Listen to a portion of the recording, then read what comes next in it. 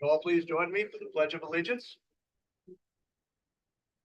Pledge allegiance to the flag of the United States of America and to the republic for which it stands, one nation, under God, indivisible, with liberty and justice for all.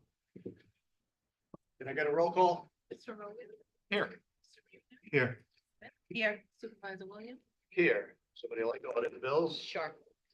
I'll make a motion to approve abstract number 13 dated July 12th, 2024 in the amount of $402,316.35. So moved. Second. All in favor? Aye. We have a couple of budget transfers. Sure. I have here, budget adjustment request number 18, effective date July 24th, 2024. The following budget adjustment is requested to allocate additional funds to the sanitation personal services account for Mr. Grady's additional retirement costs and sick pay. So, we're making an increase to the insurance recoveries for $6,200 and an increase to sanitation personal services, employee benefits, Social Security, employee benefits, Medicare, and MTA taxes. So I'd like to make a motion to approve 2024 budget adjustment request number 18. So moved. Second. All in favor? Aye. I also have here budget adjustment request number 19. The effective date is July 24th, 2024. The following budget adjustment is necessary to allocate funds for auto insurance for the EMS 2016 Chevy Tahoe. I'd like to increase the interest earnings by $640 and increase unallocated insurance for $640. I'll make a motion to approve budget adjustment request number 19. So moved. Second. All in favor? Aye. Keep it going. Yep. So I have here a request for a refund from the building department on May 16th. A payment was submitted to the building department in the amount of $275 process for a fuel gas permit. The applicant has now contacted the office and is asked to withdraw the permit. So I'd like to make a motion to request the refund for Mr. Rogan in the amount of $200 as the $75 application fee is non-refundable. So moved. Second. Discussion. Mr. Rogan, do you have anything you wish to say? I just want to recuse myself from this conversation.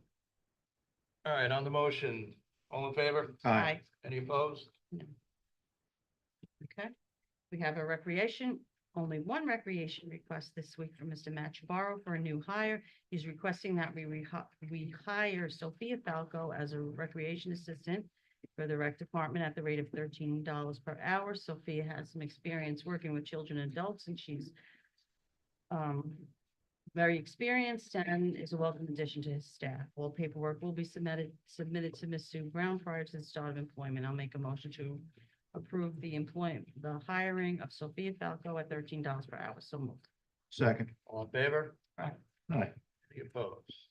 Peter?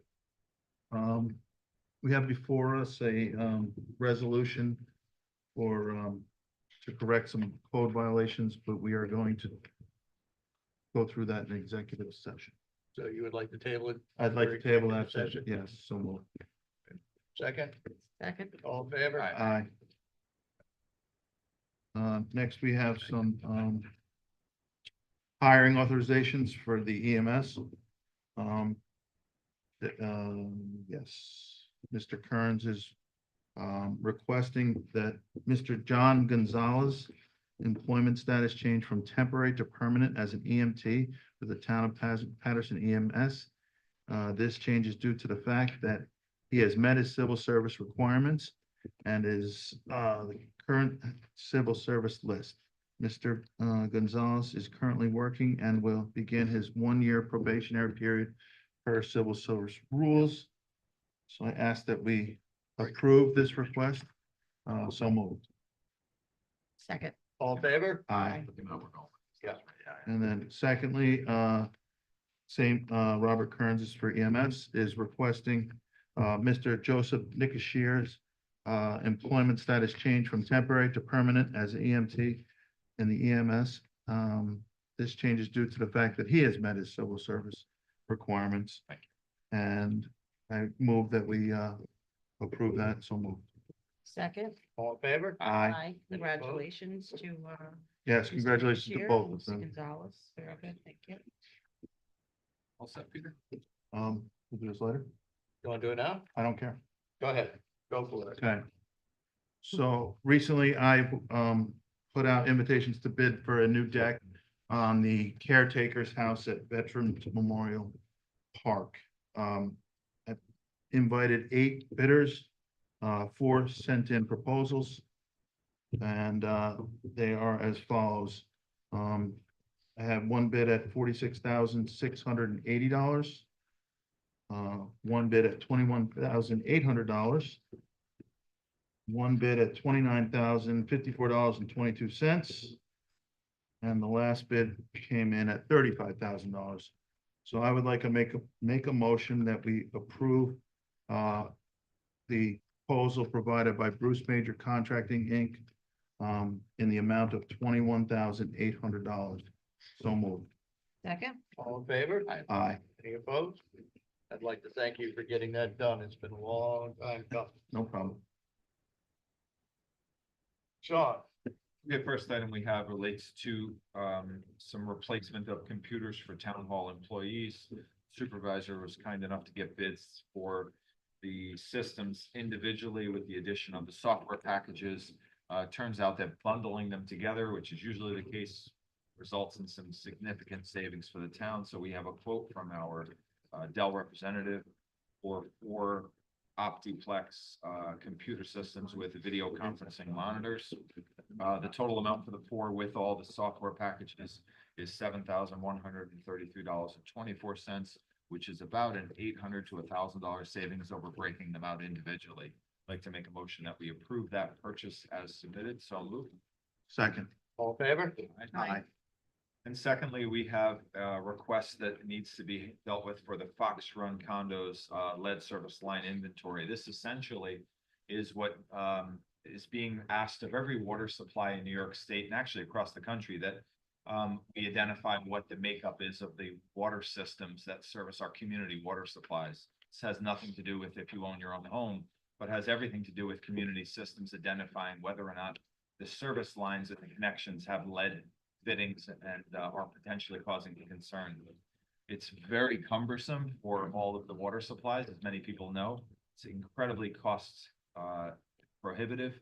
We have a quote from Semco Water and Wastewater Specialist, who services this system, to basically excavate and evaluate some of these connections within the Fox Run condos water supply. They're looking at a quote to do 8 locations within the system. This is manual labor, digging up, identifying the components, verifying within the condos. And the amount is for $6,000 to provide that service. So I'll make a motion, we approve that request and a bid from Semco Water and Wastewater Specialist, Inc. So moved. Second. All in favor? Aye. Thank you. Okay, recently I was contacted about an issue with our zoning code, and at this point, I would like to ask, yes, Devin Ruckley to come up and address the board. Good evening. My name's Devin Rupley. I moved to Patterson 4 years ago. I live up on Mooney Hill Road, and I'm so thrilled to be a resident of this town. I really fallen in love with it. One thing I did not anticipate was quite high taxes, which is fine, but were a little bit unexpected to me. And so I was hoping to be able to rent part of my house from time to time using short-term rentals to supplement my ability to stay in this great town. I think there's a lot of other benefits for using primary resident only. So making sure that folks don't sell their homes to rental folks long-term, but that people are able to rent part of their house or all of their house for short-term amounts of time from time to time, to be able to make some income, to be able to supplement and make the money they need to live here. It also brings tourists in to our local businesses, and there's really great examples of a lot of nearby towns that have really tightly regulated this. I've talked to actually probably about 10 surrounding towns to figure out what most other places are doing and how they're making sure that it doesn't harm the nature of the towns as well as harm and bother other residents. And Putnam Lakes, I think that's the town that most recently just did went through this whole process, and they came up with a process which I've emailed to all of you, which really tightly regulates the number of permits that that the town can give. They ask for a lot, oh, sorry, I just, Putnam if I can Valley. interrupt, it's Yeah. Putnam Valley, it's not Putnam Putnam Lake. Valley, sorry. Some of Okay. our Putnam Lake residents would be very disturbed to hear Sorry. this. Putnam Valley, Mhm. thank you. And so there's an application process for applying for a permit. There's an escrow program, so folks actually put in money in case there's any issues that arise. And it's a significant fee. It's about $500 to apply for the permit, $500 that go to escrow, and then it includes yearly visits to make sure that the property is safe for that use. Most of the other surrounding towns either allow for short-term rentals or don't disallow it. But I would definitely say that short-term rentals are happening all over the place. And so it seems like it's an opportunity to make some money for the town as well as regulate something that's going on and make sure that it doesn't change the quality of our town without, and also giving residents the ability to exercise their own rights over their property as long as it doesn't harm residents. Can I ask a question? Yeah. Actually, probably a couple of questions. You said either they allow or don't disallow, Yes. which is really clear. So they're basically saying we haven't dealt with it yet. Yes, Right? So Yeah. we're not saying it's not allowed, we just haven't really formulated a plan Yes. for it. Did you ever hear of any of the towns putting a minimum lot size on the size of the property? I didn't hear of the minimum lot size, but I did hear, so some towns are saying no accessory dwelling units. That's a whole nother separate Okay. thing. Most towns, it was about 50-50 that allowed for that versus wanted it to just be part of the house, the Okay. primary residence. Right. Most towns are saying this is only a primary residence thing, that you Right. cannot own property Not in chop it towns. up, right? Yes, So either you're renting your whole house or you're not. right, Okay. but it maintains that the rental must be by folks that live in the property, so it's limiting the number of rental nights per year. So that we are not having a town made up of people that don't live here, that are, visiting and trying to stay. And it's interesting, obviously, we hear from people that the last thing they want is not knowing who's coming and going from Right. the neighbor's house. I have a property upstate New York and Mhm. someone bought a neighboring lot and they advertised it through like an Airbnb as like, bring your four-wheelers, bring all your fun, and the neighbors hated it because Right. it brought God knows who to the community. And they were so happy recently that property changed hands and now it's owned by people it's their own vacation Right. property. So obviously, there's a lot of different energy surrounding Absolutely. this. I think it's obviously a topic we have to contend with. Mhm. It's something that people are desiring to go and do an Airbnb or Right. whatever you're gonna call it, a short-term rental. Right. So I thank you for bringing this to our attention. It's something we've been talking about for a while anyway, Mhm. but haven't really come to any concrete answers on because there's so many different variations. Yes, I love what you said about the idea of having inspections built in because we need to make sure they're safe for fire Right. code. How many times do we go to a hotel or someplace and we go, oh my gosh, the exits are blocked, or where is the fire extinguisher? So that's really important, of course. right. Yeah, So, absolutely. Thank you. And it was interesting to see the range of fees for the permits. But it definitely would be a bar to make sure that people are invested Sure. in, in being able to keep it up and make sure the standards were met. And many of the towns were actually deciding based on the town residents, like the population, the number of dwellings in the towns, that they're only gonna allow 5% permits or something along that line to make sure that there's not gonna be an overrun of the town by, visitors coming through. Right. Is there a maximum amount of days per year, let's say, that you could, It was in very- most of them? Yeah, it was different for each town, but it was as few as 50 to not limiting as long as it maintained, I think it must have been half the year then, because they said Okay. you had to maintain primary residence status of the owner of the property. So this is your primary residence? Yes,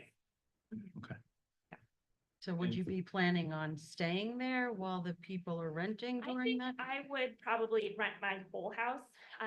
I've stayed at Airbnbs where I've been present with the owners and it was a little awkward to me. I've definitely stayed at accessory dwelling units before and that was nice actually because someone was close by. But I am lucky to have friends and family who I could go stay with if I was gonna rent my property for a So period. it's not an accessory building No. on your property, it's the Mm-mm. house. I mean, we have like a very old pool house there, so I could do that, but I think I would do the whole property probably. Understood. So would that, how how often do you think that you'd be interested in doing that? Not that often. Honestly, I was thinking about it more as a way to kind of, high yield weekends, July 4th. I'm happy to go visit my own family for that weekend and allow other folks to come up. We're lucky enough to have a pool, so it would be a very popular option. Or Memorial Day, those kind of weekends, maybe like, I don't know, 5 weekends a year or something along those lines, just to supplement, to be able to do a lot of the repairs needed for old properties. So the fact that you're asking, have you been, enthusiastic about doing this because you've had people make this request to you? Yeah. You know, from- or, From friends that have come up to visit, they're all like, oh my gosh, this would be so lovely. I'm really lucky I have 6 acres, so it's a really nice place to even walk around with your family if you live in a place where you don't have as much space and land. And this is such a beautiful area, and for folks to be able to get out, especially in more congested areas, to come up and spend some time outside in greenery is really lovely. did you mention to them that we have a hotel coming? I haven't heard the details of the hotel, but I think that will be great. No. I give you credit for thinking about renting your house. I don't think I would want someone in my house. Yeah. It's very personal space Right. to me. It'd be different if I had an accessory apartment or Yeah. something that I could do. I wouldn't want someone in my own house. Yeah, Just I very can fun. definitely understand it. I've had my family come, which is a big crazy family, and so I've kind of, with a lot of kids, the ability to like childproof things and like kind of cordon off has made me contemplate that in a way that I think I would just lock my bedroom door, make that inaccessible, so Gotcha. only parts of the house would be used. That makes sense. Mhm. Understood. And I do think hotels bring different visitors than short-term rentals. So a lot of families would want to come use a whole house. That's what I've used short-term rentals over. Hotels is when I want to travel with my families or bring my dog somewhere or something along those lines, because it's a place where you can cook if you don't want to have to go out or do those Mhm. things. It's a different type of group that we'd be missing to have come visit our town than just having hotel. Thank you. Thank I you. know, I recognize the benefit to our residents by allowing, a limited number of short-term rentals within our community. Certainly it helps them out economically. I also recognize that there's a benefit to the town in bringing tourists in to Sure. enjoy the hiking trails, the bike trail, Thunder Ridge, Yeah. Liberty Paintball. I do, but I got some very equally with equal weight concerns about going forward with this. You brought up, Sean, the issue of the person who was renting them out for ATVs. And, people who are renting, doing short-term rentals have a tendency to be individuals who are looking to party with their friends at a house for a weekend. I've heard some of the nightmare stories about that up in Beekman, about how people have just been, destroying neighborhoods. I personally know somebody who had a farm and people were renting, doing short-term rentals and bringing their dogs up to run, and the dogs were running over and attacking the animals. They were bringing ATVs up and they were riding on, private property. So these are all very big concerns. And the biggest concern I have is if we allow something like this, it all falls back on our ability to enforce the code. If we have, a short-term rental and the people are getting out of control, we need to somehow enforce it. And that enforcement needs to be 24 hours a day. And right now, we don't have that, so we'd have to ramp up our enforcement capabilities for doing something like this, I would believe. So I think there's a lot of concerns that we need to address if we were gonna move forward with something like this. But, we've got a request and, I don't know what the board wants to do at this point, whether you want a little time to think about it or you wanna say, let's I think see what we can draft, or. I think what I'd like to do is look at some of the surrounding towns, what they've drafted, and start with not trying to reinvent the wheel, but consider what the impacts of those standards might be in Patterson. I'd be like, for instance, would each permit be a special use permit that you would have to have a public hearing on and no neighbor notification on? Because I could see a situation where you have lovely neighbors and you have 6 acres and they go, you know what? I think it'd be fine. We have plenty of space. But maybe someone in Putnam Lake would say, no way, we're right on top of each other as it is. I don't wanna, you know, I don't know. I could see both scenarios. I mean, we already have some concerns with neighbors that live next to each other that have a lot of land and Right, ATVs and, yeah, you know, other things, you know, noise ordinances and, yeah, you know. Shooting. Mhm, yeah. yeah. Shooting. Mhm. The town of Kent is currently has legislation in front of it that they're considering this issue as well, just because Okay. it's your direct neighbor.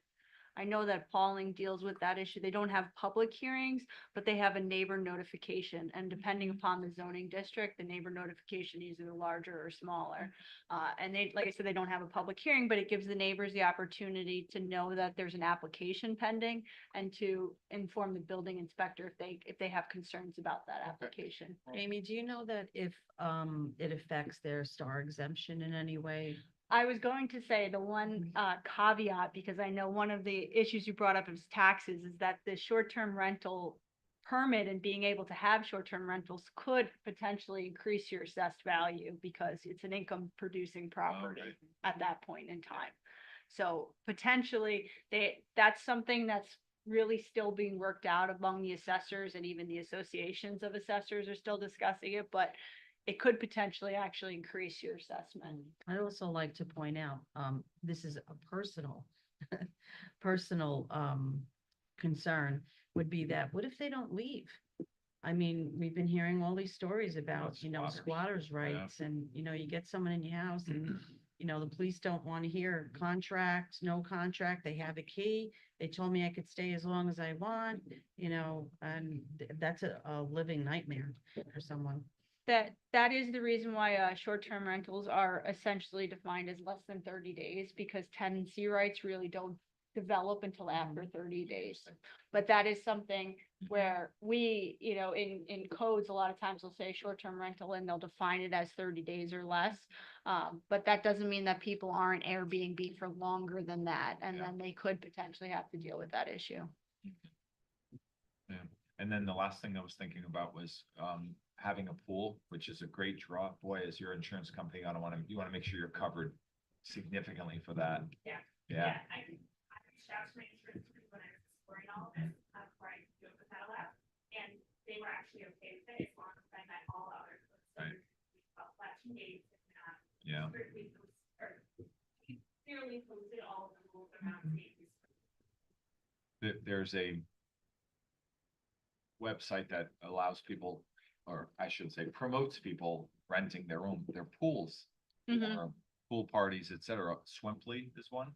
And I know Rockland County specifically has had significant problems with it, where they are drafting codes, the health department specifically, because there are drownings that, you know, there's no regulation on this, and they're essentially saying that the state health department says, well, we don't want to allow a permit for a pool that doesn't meet certain codes, and no backyard pool meets those codes. So you're chasing your tail. You're saying, well, if you want to do it, you have to meet the code, but no homeowner pool ever meets the code. So they're really working hard to try to draft reasonable legislation, knowing that people want this, that they're doing this.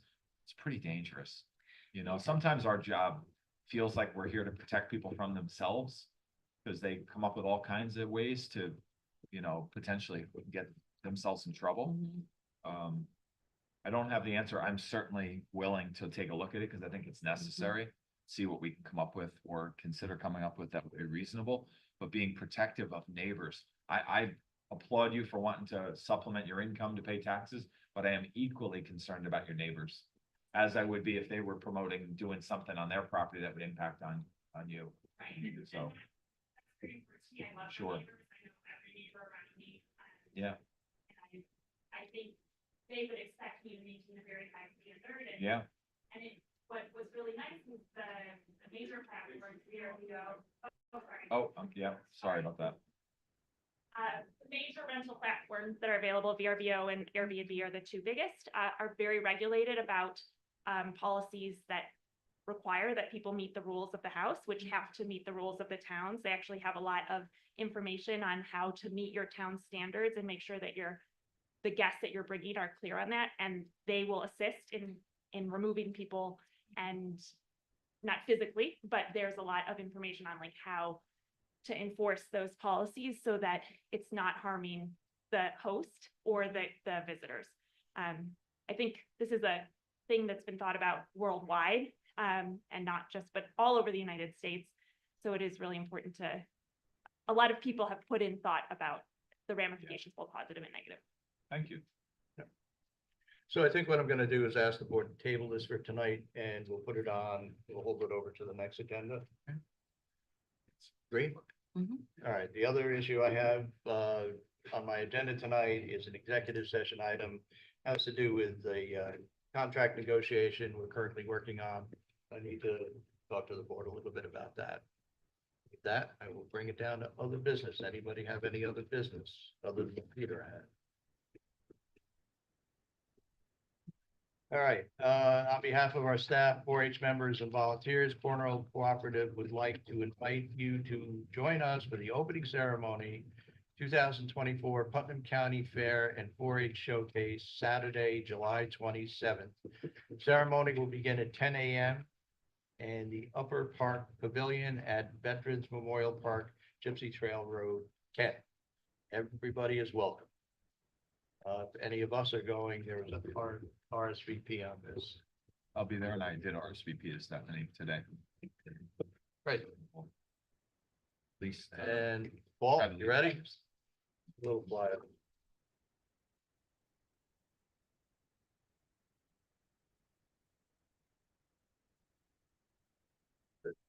Thanks.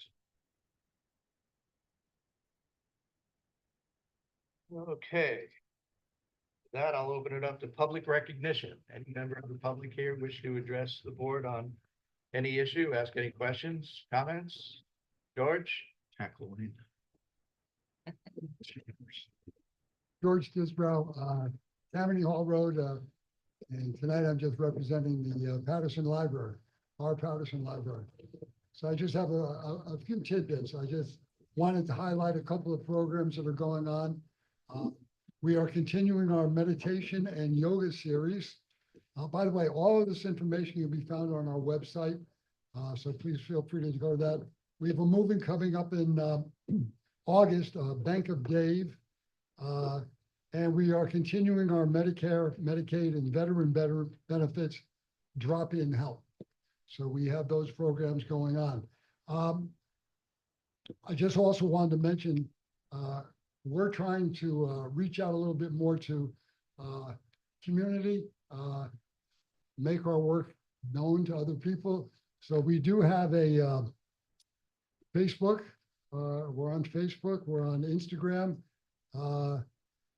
I understand that on Facebook every month they are highlighting a trustee, and so I am the trustee of the month for July. So I Nice. humbly and emphatically ask you to wait until August before you go to your Facebook post.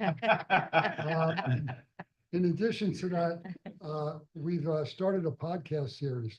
Last month in June, the Patterson Rotary Club came in, and it's a very nice podcast. They talk about what they're doing. They sit down at the library, and so there's other things that are coming up.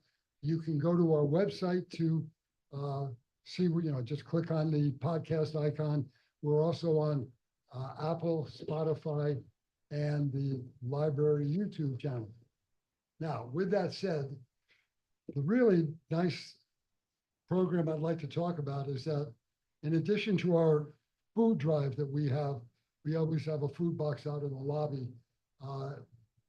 We also have every Tuesday from 10 to 2, there is Meals on Main Street. And I just want to share with you, their mission is to focus on food, the most fundamental of human needs. People need more than basic food assistance and helping them quality food for their families with dignity and respect. So I would just like to say, I'm going to read this so that there's no misunderstanding. It's a nonprofit whose mission is to eliminate food insecurity. They'll be at the library every Tuesday from 10 to 12 with their pop-up truck of fresh produce, dairy, and baked goods. Anyone can stop by for food completely free of charge. So I think this is really nice, not only for our community and whoever may be in need. And we are very pleased that their pop-up truck is going to make a stop, at our library, and that we can be a part of that. And I thank you very much for the opportunity to be able to address you. Thank you. Thank you, George. Thank Thanks, you. George. Is there anyone else in the audience joining us tonight? Right, hearing none, we will turn to people joining us by Zoom. There's nobody joining us by Zoom. Motion to go into Vacation. executive session. Second. All in favor? Aye. Aye. All right, thank you all.